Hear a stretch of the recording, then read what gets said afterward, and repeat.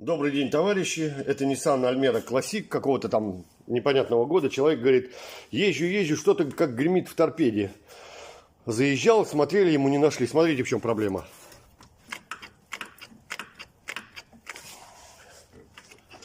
Вот она.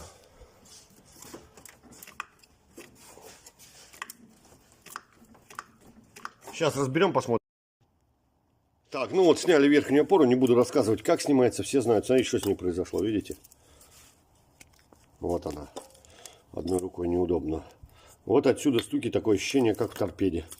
А вот она нормальная, должна быть вот такая. Ладно, все, всем удачки, всех поднял, на место поставил, не болейте.